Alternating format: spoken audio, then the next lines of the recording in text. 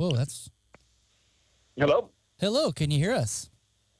Yeah, I can hear you. Whoa! First try, it worked. Miraculous. I'm gonna refrain from saying your name. I just hit the Yes. record button, so we are recording, and you are welcome to talk about as much as you want. And if we ask any questions, you're welcome to avoid or evade or say pass on the questions. I am Sean, and I am Ryan. My name's Ryan Newell, and I've known Sean for quite a few years. And I actually was a teacher myself. Right out of high school, I moved to southern China, and I taught English for a number of years until 2012.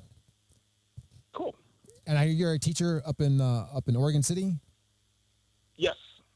So the reason we wanted to kind of talk to you a little bit today is because we're seeing all this kind of craziness happening in our culture right now in the mainstream media and the bigger narrative of this whole black versus white narrative, and we're interested in along with along with the stuff that's being taught to children in schools, and we just kind of wanted to pick your brain and just let you inform us basically of what's going on in our public schools, because we don't have any eyes or ears in there, and what you think about what's going on, if you don't mind.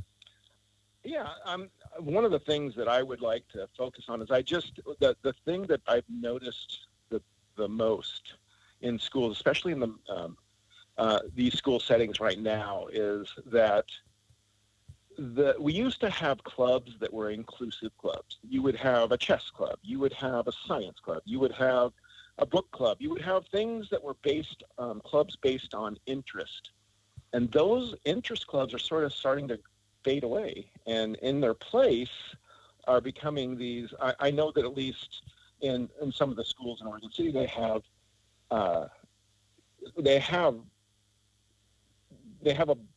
it's basically segregated. They have segregated clubs, and it's very uncomfortable for anybody to go into those. In fact, I don't think it's even encouraged for the counselors have said things like they're if you're not Black, for instance, you can't be in the Black Student Union. If you're not Latino or Latinx, you can't be in the Latinx group. And I questioned those things, and other teachers are questioning those things, but the counselors are telling us one thing, but then saying that maybe they are all inclusive, but it doesn't sound like they're making it very inclusive. And that's basically all the clubs that we have in school now. Is we have gender and racial clubs that kids belong to, and they'll have other clubs, but the main ones that they push are those ones right now that are between that. And I know that for my students and even the parents that I deal with, they're not happy about that, but no one feels comfortable to be able to speak up.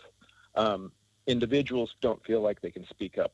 Teachers don't feel like they can speak up. I know there's a lot of teachers that feel the way that I do, but they're afraid to say anything Because they're going to get because once you get labeled with something, right, you'll get fired, right, or things will happen. And even if that is not the case, the perception of what's been going on in the world, the perception is that's what's going to happen. Is that when you speak up, you're going to be demonized, you're going to be chastised, you're going to have people coming after you. and that's the reason we're starting this show. Now, let me ask, are these clubs, now before you said that they were interest-based, chess club, reading club, those seem to be interest-based on educational themes. Now that you've kind of gone into these racial themes, seems to me that is depriving these children of any extracurricular activity and any extra education that they might have gotten a benefit from those clubs in the first place. And it seems like it's sowing. Now, I want to know, have you noticed a difference? Has it sown division within the students themselves because of this? Yes. I know of, again, Black History Month is recognized in all school districts. We recognize it just like any other school district does. But this year they added other elements that were based upon things that had happened last summer. And we have a strong community of police officer families that live in our neighborhood up here because they live on the outskirts of Portland, not in Portland.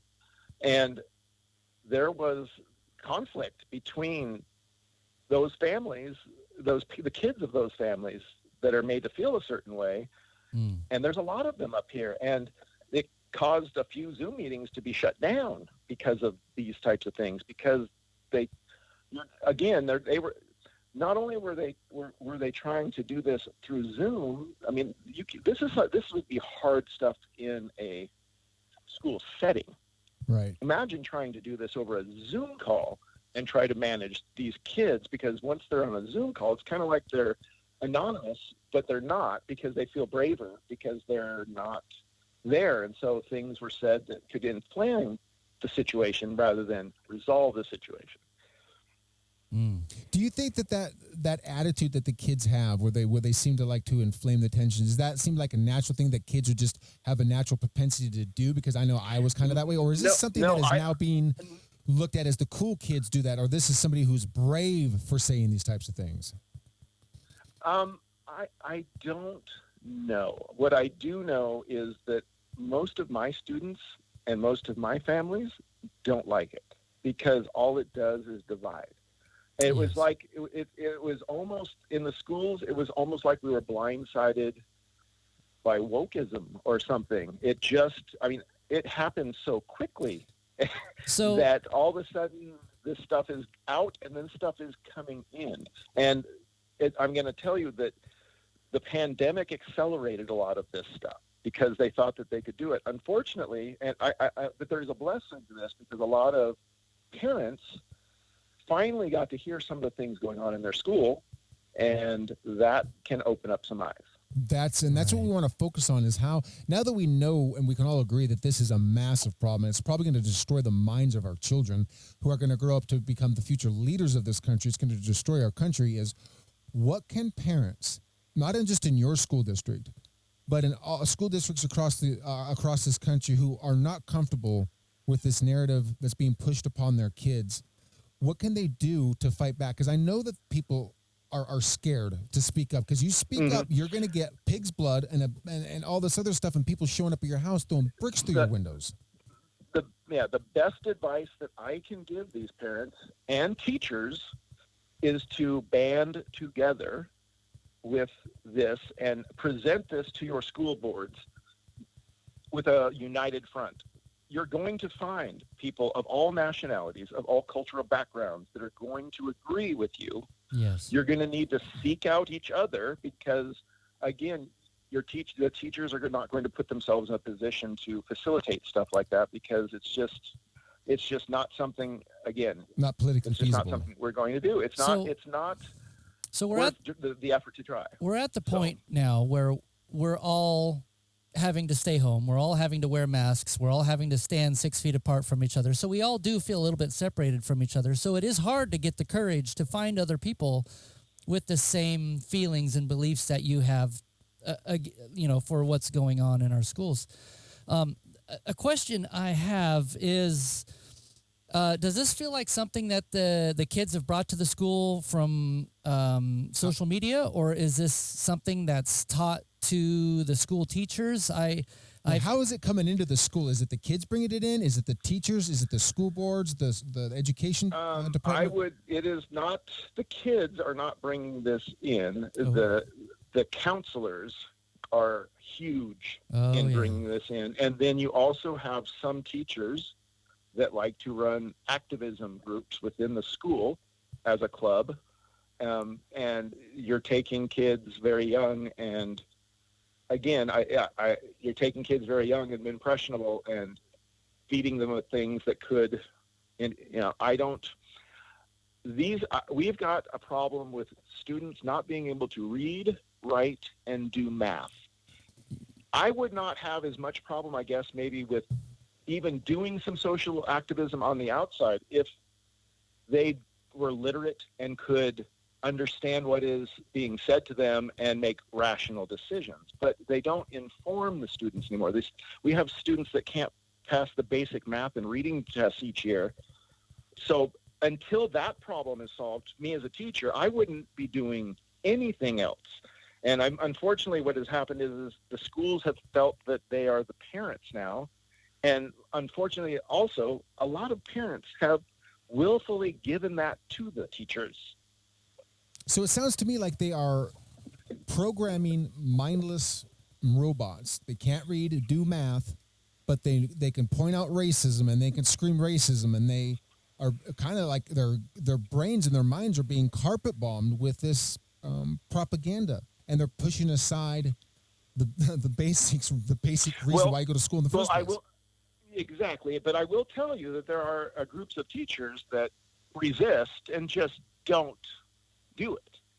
I know I'm one of them that just I'm aware of what I need to do, but I'm also aware of what I am not in my classroom. I do not do anything that divides. That's just not what I'm going to do, and some of that stuff divides. So if I've determined myself that it divides, because I know right from wrong, I know those things. I make the judgment myself, where I have freedom to. I have not gotten in deep water for any of this, but again, I am still going to my conscience, and if something happens, something happens. But I know that as a teacher, I'm going to do what's right for my students. And the problem that I've seen through all of this is not one time have they done anything for students. It has all been for teachers and their causes. That's what things have been.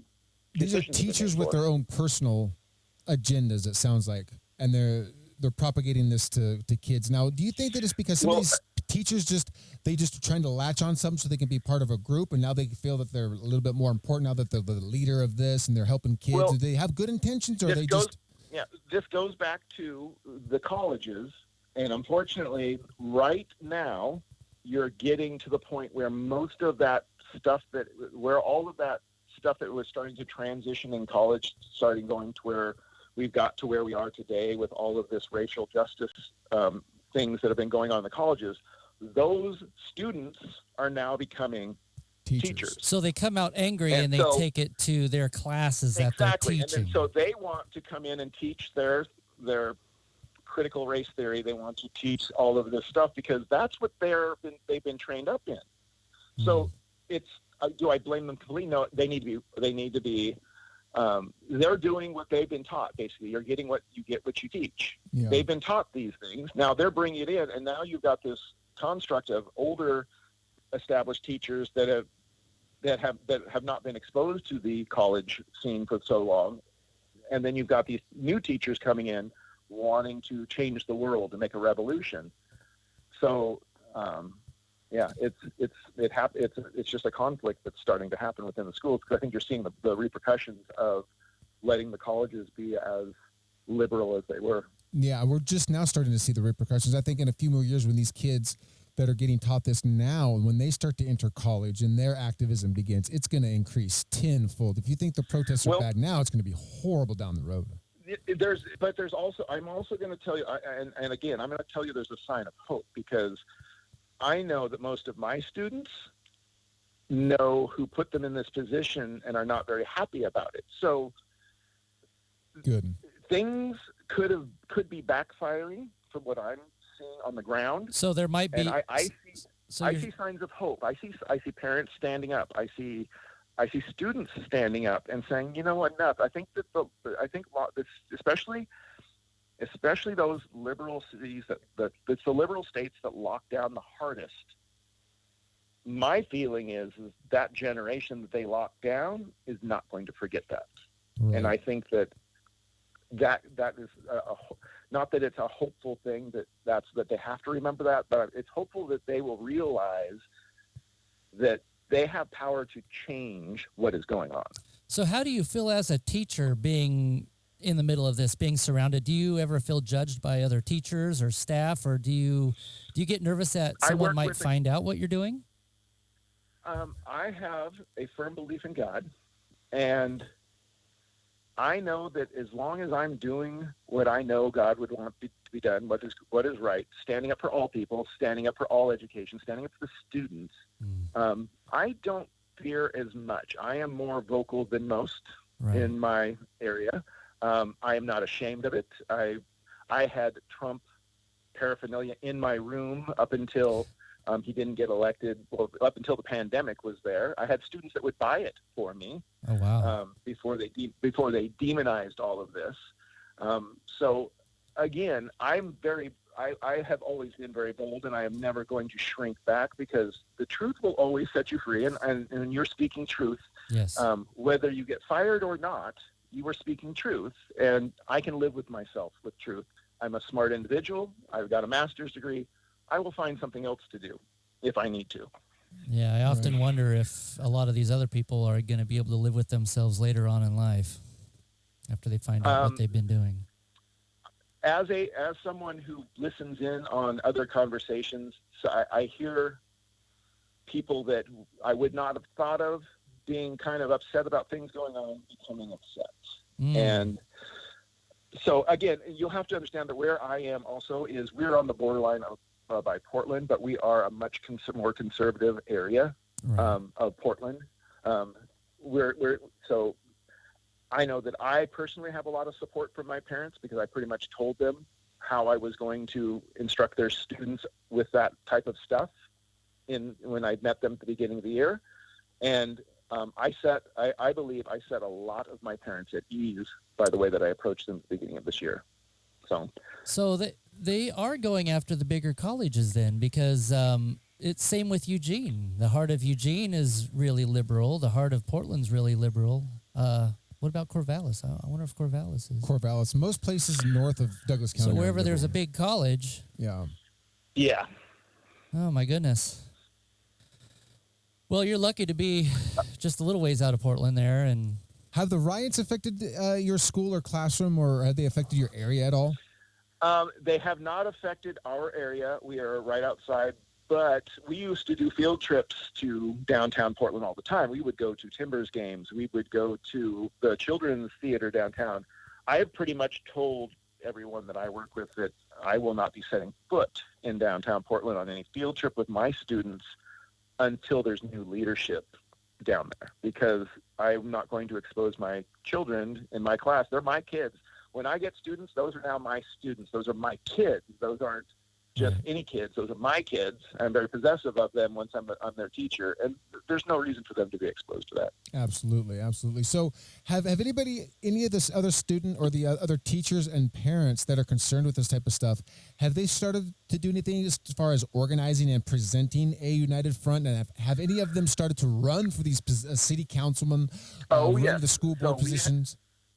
We have actually, the school board members here have abandoned ship, 3 of them, so half of them, and they were always very teacher union friendly. We've got, in every position, I've got at least a former student parent that is running for a position this year. Okay, good. All of them, if you read the election voters pamphlet, they are all very conservative, and they all want their kids back in school. Wow, excellent. These are parents. So it sounds like parents that have no experience. They're coming out. There sounds like there is some hope, though. That it sounds like that this ship is starting to, at least in some areas, starting to be corrected, because yes, over the top. It's just over the top. It is, and again, we have more concern. If you were talking to a Portland public school teacher, you would be getting something completely different. Right. Well, I can imagine. Their agendas are a little bit more aggressive. And they probably weed out their teachers. I was watching something today from the Idaho State Assembly, where they were debating a bill to ban critical race theory from being taught in schools. And most of the Democrats in Idaho that were objected to it because they said it just doesn't exist, that it's a figment of a right-wing person's imagination. And I'm thinking they either are completely lying about that, or they are truly, because of all of the censorship, the way the mainstream media portrays everything, they actually believe that their own snake oil works, and they seem like they're absolutely clueless, or because they're Democrats and they probably know this, they're using this as a means to justify their power and to keep themselves in power. If they can make conservatives to be the boogeyman, the racist, and they are the only ones that are there to save them from this stuff. It was almost mind-boggling to watch the actual disconnect of reality between some people that are actually in government with the D beside their name, voting on bills that are going to affect our children's future, denying this stuff even exists. Some of the stuff that's being taught in critical race theory sounds like it came from a 1930s KKK pamphlet. It really does. It's amazing. Yep. It's mind-boggling. And since we have a teacher on the line, has critical race theory tried to ease its way into your training? Not yet. But I think that there's been a lot of resistance. But they skirt on the edges. There's always talk of equity. They're not going full critical race theory, but equity it's one of the words. And again, facts don't matter to liberals and leftists, right? Because you can hit them with numbers all the time, and they're not going to change their mind. That's why the Democrats in Idaho probably voted the way they are. They have an agenda. They don't have facts in mind. If facts were being used, we wouldn't be having riots over things that have been happening in the last couple of years, because the numbers, as a math teacher, the math teacher me says that doesn't add up. So are the students in your school, well, the last recording that Ryan and I did, we talked a little bit about the reasons why I pulled my daughter out of public school. And there's a lot of kids that are going through severe depression in public schools because of a lot of the things going on, losing their identity and trying to figure out their gender. And like, it goes really deep. So the racial thing is just one aspect of it. There's also gender and pronouns. So there's not only the racial aspect that kids have to worry about, but there's also now this gender aspect. So if that is like dividing by zero, you've already divided by zero, now you're dividing by zero again. It's driving a wedge on top of another wedge that can divide these kids. And I've seen a lot of kids here in the local school in the Drain district who did not have parents that cared about them, that don't watch them after school. The kids can kind of pretty much do whatever they want. And here it was the kids that were propagating this sex change. Oh, I'm a girl, but I want to be a boy and I want a new name. And they were kind of like had to go along with it. Yeah, so it wasn't by the teachers. Here was the actual kids bringing it into school, and because they were the more popular vocal kids, so naturally they attract other kids. But as a math teacher, you've probably seen 40% of these people, as they grow older and grow out of this, they end up committing suicide because they're doing things to their bodies they cannot reverse. Yeah. Have you seen anything in that in that aspect, not talking about race, but this whole gender and LGBTQ propaganda that's infecting their minds? Has this started to affect the kids psychologically? Not that I have seen, but again, we're in a more conservative area. So it doesn't. I will say that an interesting. It has been less. There has been less obvious students like that, looking like they're struggling with that since we went to Zoom. It's almost like it was some of it at some point almost looked like it was attention getting. Right. And now that they didn't have the audience in person, it kind of phased out. So I don't know. Blessing in disguise. That's a hard one. Yeah, that's something that really, really concerns me even more than the race division, because these are things that, the new health secretary under Biden is saying that kids that are 15 years old don't need their parents' permission to start to take hormone blockers. And these are things that can't be reversed. They cannot be reversed, and we're finding that they have a 40% suicide rate. We're also finding out that in these bigger cities, they also have 40% of them are also contracting HIV as well. So there's all kinds of problems that are happening with this, and it's not being talked about. In fact, it's being promoted as if you disagree with it, you're a bigot, you're a sexist, you misgender somebody. You can get banned off of Twitter for calling Caitlyn Jenner, accidentally calling her Bruce by dead naming her. When I lived in China, because that's where I was a teacher, one of the things that they did really well was this censorship and framing any narrative in such a small way that any deviation from that, and you were just completely shunned by the society. Now, China has control of all aspects of the country, so you do something wrong in one place, your bank's going to come after you. You're going to lose your online identity. You're going to lose your job, your pension, and you're going to get thrown into a gulag. The only thing that I've seen that we haven't headed towards that in this country, at least, is being thrown in jail. But in Canada, there was a man who was thrown in jail for misgendering his own son because he's going through a divorce and the wife wants the son to get a sex change, and he called his son by his name that his dad gave him. That was recently. And he got thrown in jail for that. That hasn't happened here, but that's the one thing that has yet to happen. We see people being deplatformed. We're seeing people being called out that they have no way to defend themselves, and they're being called out on social media and on television, being demonized. But the effect that has is, like you said, people in your community that want to speak up are now deathly afraid to speak up, and you can't blame them. That's the point. Yep, that was the whole point. The part of the problem is you don't teach enough history. The reason that the statues were torn down and all reminders of history are torn down is so that there isn't a reminder of what happened, so that they can perpetrate it themselves and not realize that they can rewrite. That they can rewrite history, basically. Well, see, they don't, and I'm telling you, they don't teach students about the Holocaust as much anymore. They don't teach students about what happened in World War II because it's so far away that they don't it's out of touch now, and they don't realize that the things that have the sacrifices that this country, they're trying to make the sacrifices of these early people as meaning nothing because they had bad motives, or so they say behind it, that they can't prove. It's a theory for a reason, right?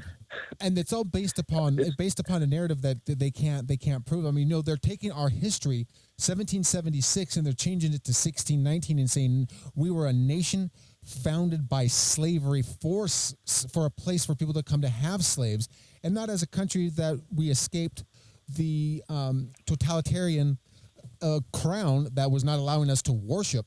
They came for religious freedom, and that was what America, the whole idea, the experiment was based on, was giving man freedom, and that our rights were given to us by God and nothing else. And they want to come in and completely destroy that. There's a lot that I see happening, these Marxist type movements, these color revolutions, and the Hegelian dialectal, where they take these subgroups of people and they're turning them against each other. They're turning white versus black, and they're letting them clash. It's kind of like a social Darwinism, and through the negation of systems, whoever wins in this conflict is going to be the stronger one and make a stronger society right out of the Marxist playbook. And they have absolutely no life experiences, and they've never created anything, and they've never even cleaned their room, to quote Jordan Peterson, but they want to go out there and change the world, and they know they can't do it unless they have a complete upper hand where they can censor any differing points of view. They can censor any time they get called out for being biased or being unfactual. And you can manipulate somebody by giving them false information. You can also manipulate somebody from preventing them from getting the right information.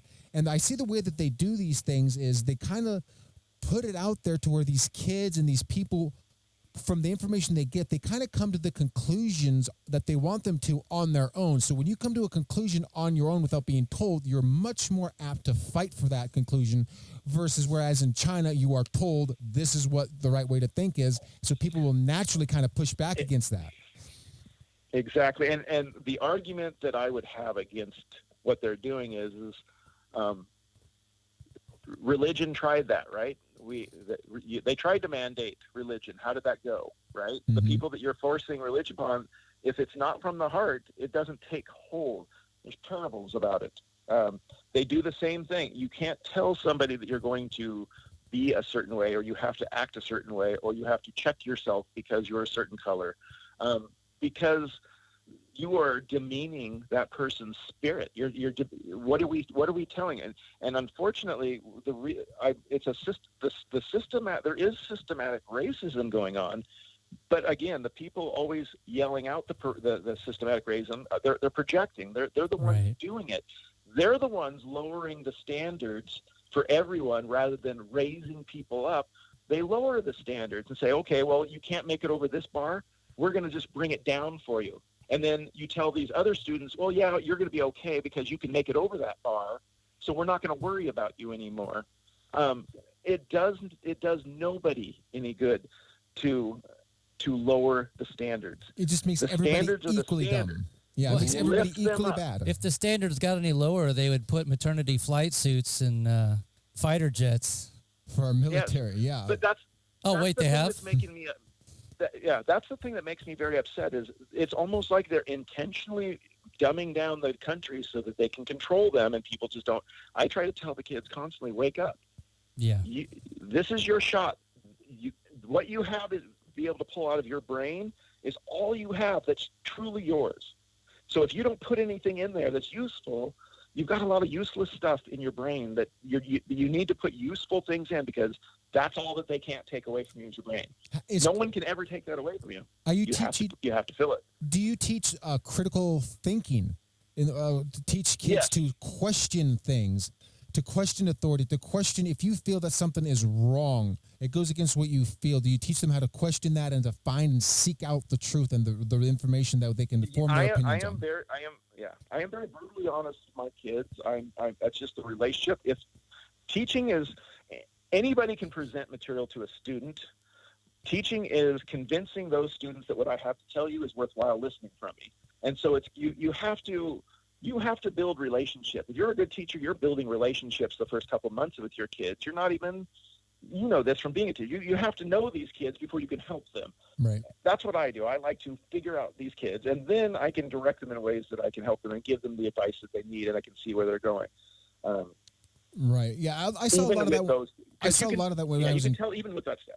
Yeah, I saw a lot of that when I was in China. When I would go into a class, I'm 6'4" and I'm a white American, so I'd walk into a class and I'd have kids start crying right away because they'd be scared because they, they all look the same and they don't have anybody that's different whatsoever. And the Chinese, believe it or not, are some of the absolute most racist society you've ever seen. It's not their fault. It's that's just the way that they have been taught. Mm-hmm. And I have, I taught anywhere from 3 years old all the way up until high school kids. I even taught adults there too.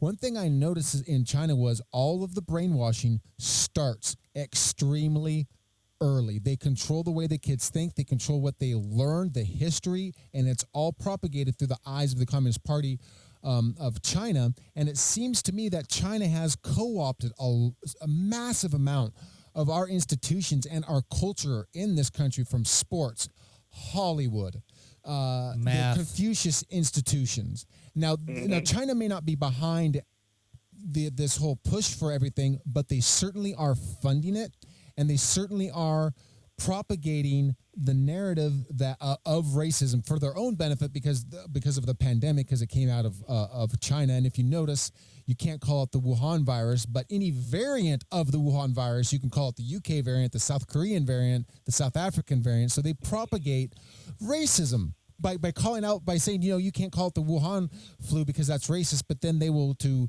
divert attention from themselves, point out the variants are from their country. So I see that type of model, not the exact same thing, but I see that model, like a cookie cutter model, being used in this country.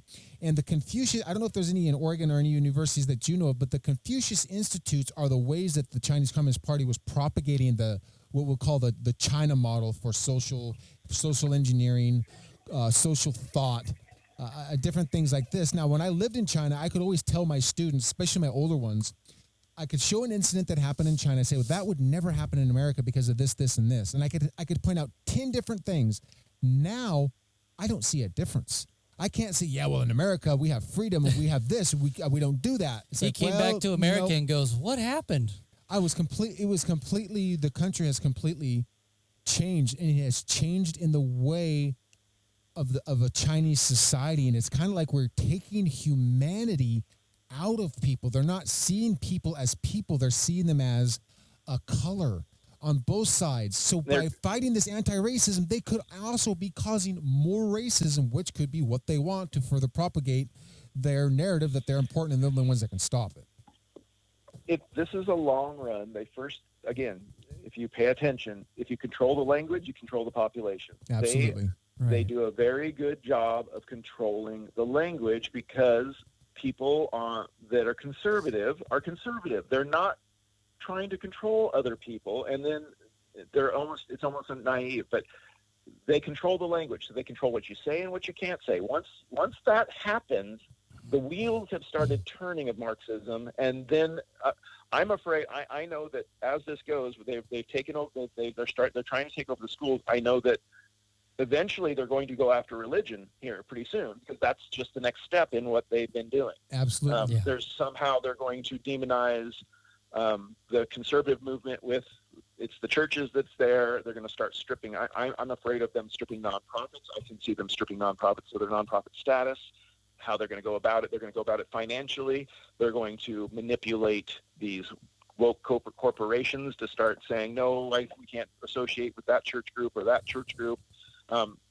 Churches and nonprofits are competition for government. Absolutely. So, again, they're in danger, and people need to wake up. I try to do it as best that I can try to be very honest with the students without telling them too much. So in manipulating the language and redefining words and stuff like that, are you affected by that very much in your teaching? As far as what I can say? Or has anything come down from the top, like from any of your bosses? Have they said, okay, you can't say this or you can't talk about that? Has it gotten to that yet? Or you can't teach it this way? It has not gotten to anything like that, no. Good. But it seems like it's definitely going to be going that way. So are the kids in class now, or are they still online? We have kids. Half of my class comes on Monday and Tuesday, and half my class comes on Thursday and Friday. Okay, so 3 hours in the morning. So they probably still feel a little bit uncomfortable, not super uncomfortable, but uncomfortable enough to not play politically. Well, I noticed a lot of kids these days play political. They will make fun of each other for, like, you're a Biden voter, you're a Trump voter, and they do a lot of like Indians and Cowboys and Indians. Now they do political games in the schools. And no, and that doesn't happen really at all. What it came down to was the racial things is what it came down to, and things started breaking down when they started talking about racial. So different stuff. Different areas.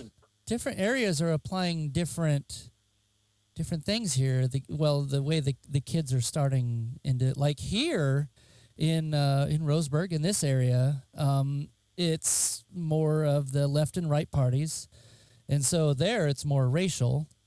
Well, this just goes to show that there's a complete divide, because you have conservative areas that are doing one thing and liberal areas that are doing other. So it's the politics that has affected the education system.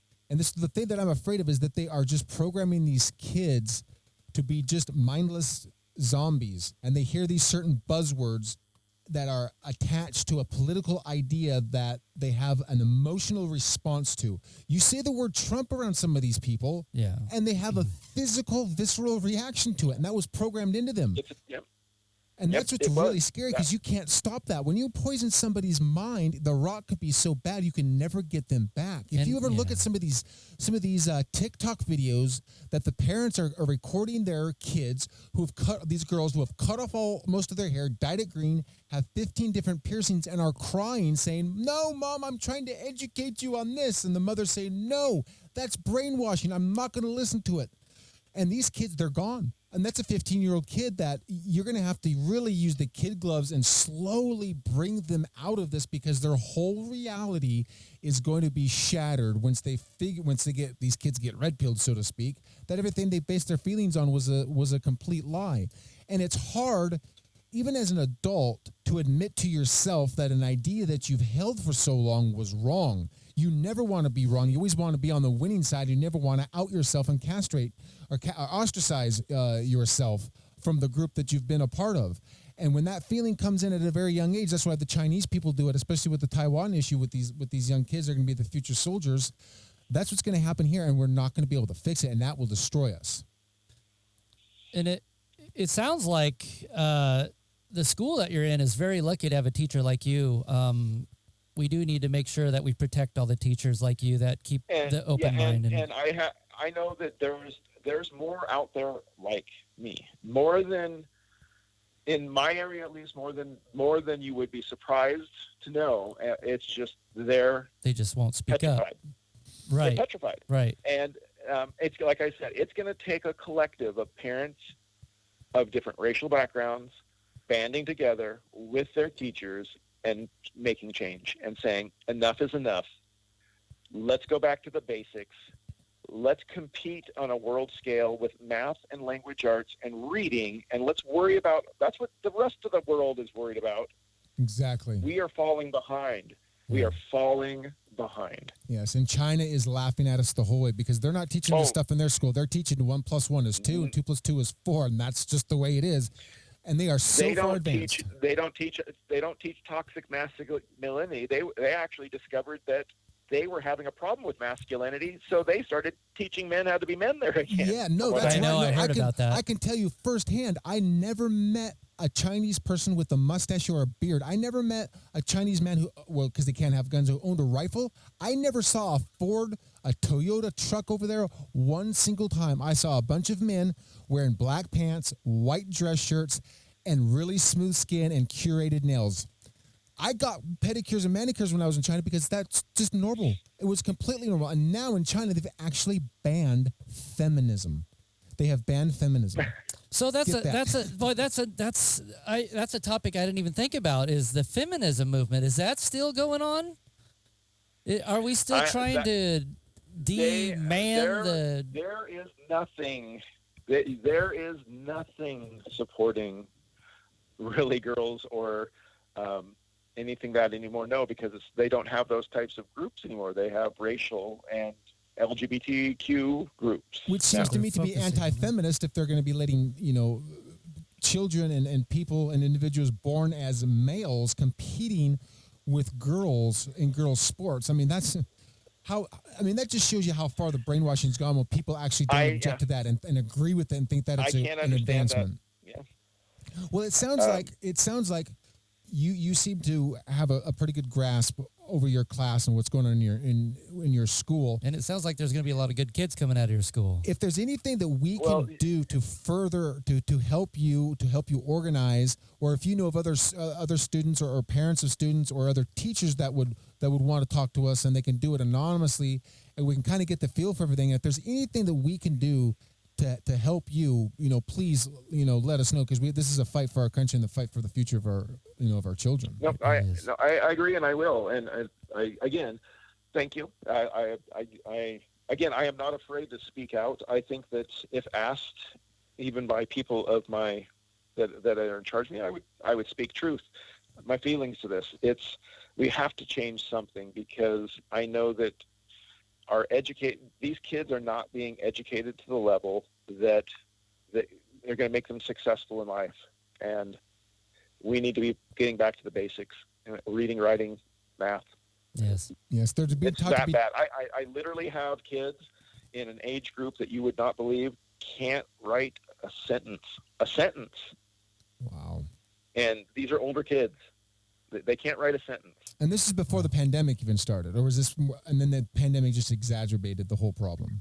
Well, this started when the schools, and I don't know when this happened, when discipline was removed from the schools, you lost everything. Because I always teach my students, discipline is a great word, because you either have it or you get it. So if you have discipline, you're going to study in class, you're going to pay attention, you're going to do all these things. If you don't do that, at some point in your life, you're going to get discipline, because you're not going to be able to afford something, or you're not going to be able, and you're going to learn a lesson. You're going to be disciplined then, and you're not going to be happy about it, because you're not going to have much choice. So I always tell the kids, get disciplined now so that you can make those choices later. No one can control you if you know everything. Fear comes from lack of knowledge. They're trying to keep you fearful when they try to keep you unknowledgeable. Yeah, and that's actually being taught as being racist, too. Part of the critical race theory is that being sure of yourself is a white privileged stance. Yes. Discipline. And correct answers in math are racist. No. Yeah. Math is beautiful, because math has one answer most of the time, and it's great and has a finality to it that you can be satisfied with. And for me, as a male gender, I like conquering things. I like conquering math problems. That makes me happy. Right. So. It's the language of the universe. So if you don't mind, maybe sometime next month we could We can also delve on some other topics because we kind of just stick with the critical race theory in here and this today. But I'd also like to know about what other type of practical skills are being taught in schools. We used to have to learn how to balance a checkbook. We used to know about compounding interest and things like that. Change a tire on a car. Yeah, some very practical things. Yeah. Now it seems like kids are being geared up for the university life, which is where the real indoctrination is going to begin. And that is absolutely scary because that's going to put the kids into not only financial debt, but a societal debt and a moral debt if they come out of this, completely carpet bombed by propaganda. Yep. I wish they would put auto shops in middle school. Yes. Oh man. I wish they would put welding in middle schools. Absolutely. I wish that these kids I always have, and it's usually boys. I always have boys that just check out because education's not their thing, but they're really good artists, or they're really good at building things, or they're really good with their hands. These kids need some vocational jobs to do, and they can make a lot of money doing that. And we do a good job in our school district of having stuff like that. Not a lot of them do. We have career weeks and we push vocational because we have some conservatives that have said, look, vocational needs to be put out there. So we haven't been completely corrupted yet, but the younger generation's coming in, and I know that every young teacher that seems to pop in tends to be of a activist mentality. Yeah, and that's not an educator mentality. Yeah, and that's a real big problem. But that sounds like something that we can have a whole different episode on, which I'd like to do. That is suddenly a whole other episode right there. It is. Good. Wow. Well, it was really nice to meet with you and talk with you, and I hope we can make this a regular thing, a once a month thing, kind of touch base, see how things are going. And like I said, if there's any type of organizing that needs to be done, any way that we can help you get people together, just let us know. If that's even just having a community meeting where people can have a space to come in and say, hey, tell us what you think. There's no judgment here. Be honest, and we can find out who's really against this stuff, and then from there we can create this united front, brainstorm ideas, and get these people on the school board and say, hey, we want this to stop right now. We don't want these teachers coming in and teaching our kids this, and we want to probably have to change the whole tenure rule, because once a teacher gets tenure, you can't get rid of them. And but that's probably getting a little bit ahead of ourselves. But any type of organization, anything that we can do to just at least get the word out there that these people are not alone. Because until I started to get into this, I kind of just kept myself quiet because I thought, well, this is a real touchy subject. I don't think anybody else might agree with me, so I'm just going to keep to myself. And it just got so absolutely ridiculous. I'm thinking, no way that people are going along and agreeing with this. There has to be a ton of people out there, and there's probably 75 million, if not more, that think the way that we do. But we have horrible organizing skills our side does. We have horrible ways to unite and unify ourselves because we're conservatives and we believe in individualism and we're not part of the collective Borg. So we're gonna have to. Yeah, and we have morals also. Absolutely. Right. If you give your enemy the same nobility that you have for yourself, he's going to take advantage of you. If you remember when Batman could have killed the Joker, but he didn't because he was noble, and then the Joker's about ready to release a nuclear bomb on New York City, and Superman looks at him and says, why didn't you kill him? Because you are portraying your own nobility upon these people who don't share it with you, and they use that against you. But we have an end in mind. We just want this to stop, and we want individual freedom, and we want our kids to grow up not hating themselves and not hating anybody, and not to judge any race as being superior or inferior to anyone else by the inherent characteristics that they're born with and that they cannot change. And just like Martin Luther King Jr. said, the content of one's character and not the color of the skin. And that seems to be the next thing that they're going to throw out. And I think a lot of people are going to be red-pilled because the next natural progression in this, because these types of things, when they progress, they can't stop themselves, is they're going to eat.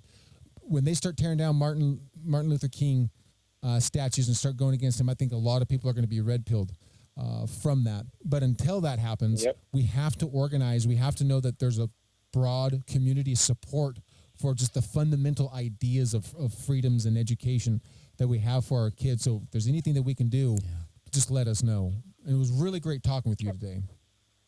Thank you very much. Nice talking with you guys also. Yeah, have a nice one. Yeah, we'll talk to you later. You too. Bye. Talk to you later.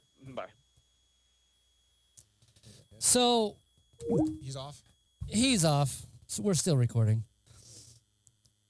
I grew up in Portland. Did I tell you that? Yeah. I moved from Portland to here when I was 10.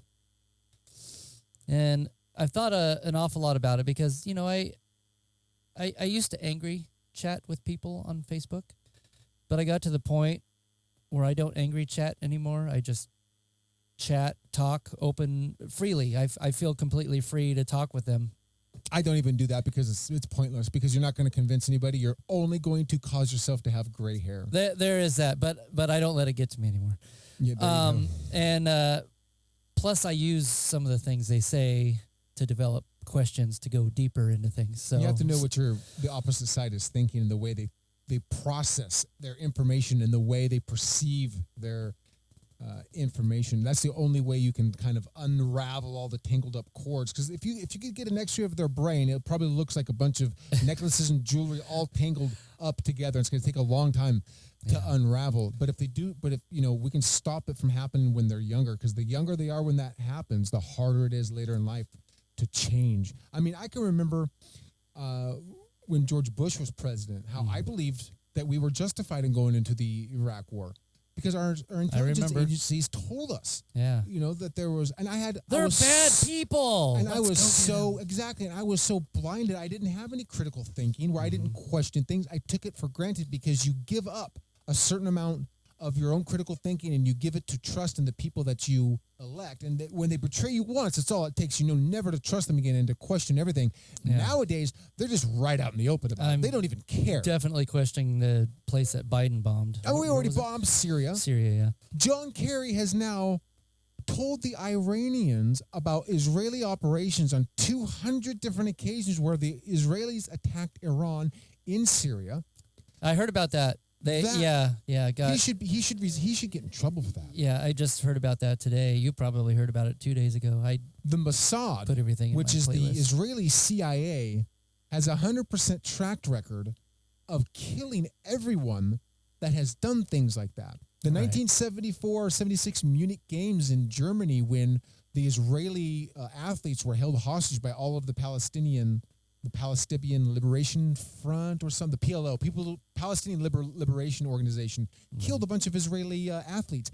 Every single one involved in that ended up with a bullet in their brain. Yep. Just a few years ago in Saudi Arabia, they got the last one in 2006, I believe. Yeah, that's more of that crazy stuff. That's like, if you remember, Chuck Schumer told President Trump, hey, you better not talk bad about the intel agencies, because they have more ways than Sunday to get you back. Well, the most powerful one in the world is Israel's. And if Israel thinks that you're telling them that their mortal enemy, Iran, which is trying to get a nuclear bomb to wipe Israel off the map, if you're telling them that, hey, yeah, these guys are bombing your dudes over in Syria, you might want to do something about that.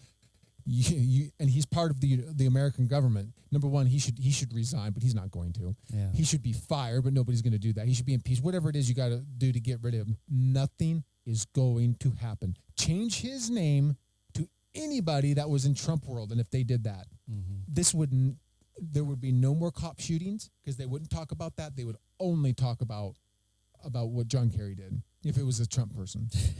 Absolutely. And you know what? And they would be right to. Yeah. Because that's absolutely horrible. That erodes trust. If the Israelis and other countries don't trust America's going to have their back in conflict, then Taiwan's going to be screwed.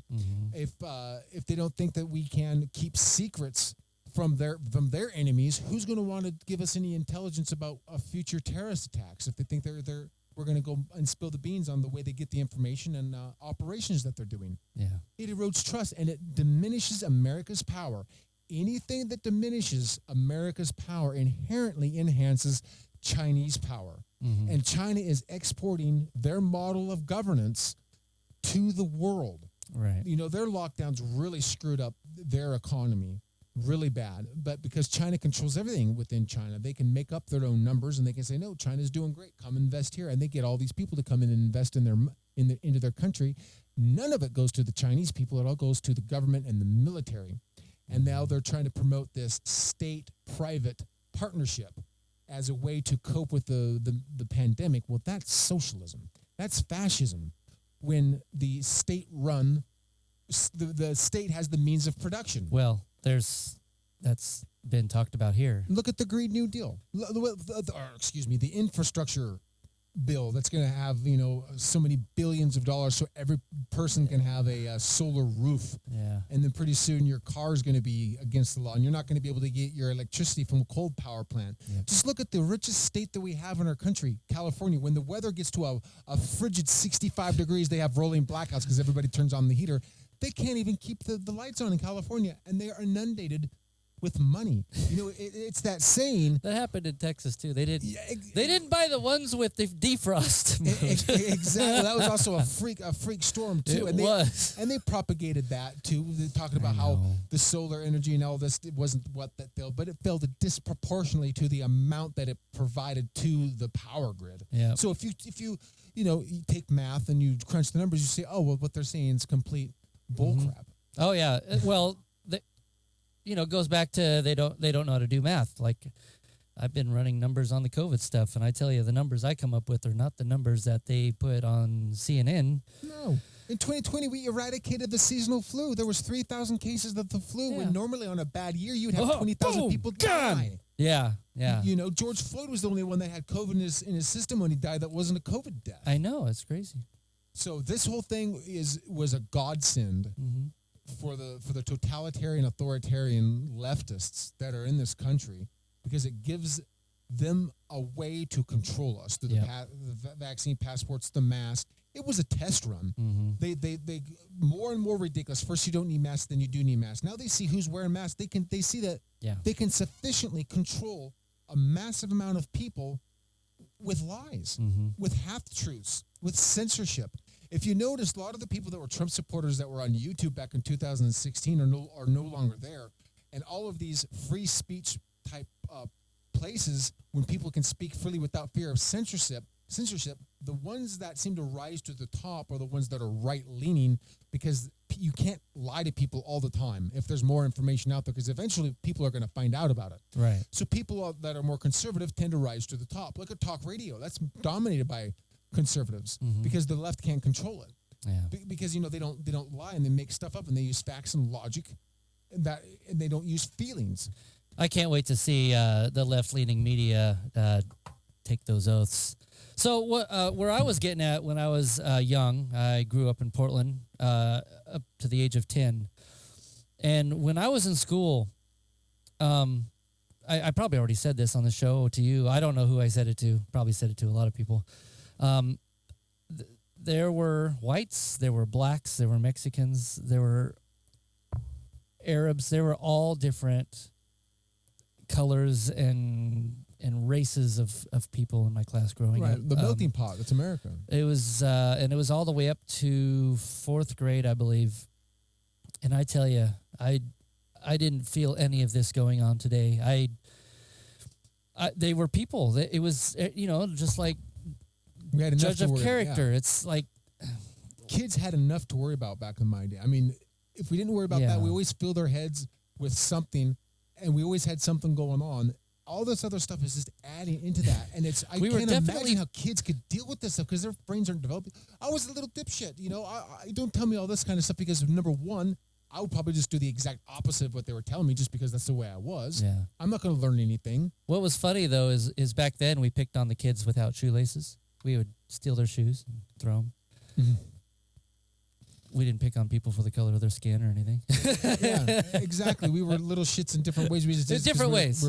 I remember when I was in 6th or 7th grade at Yoncalla Elementary, and we had our first black student come. His name is Marcus Washington. Mm-hmm.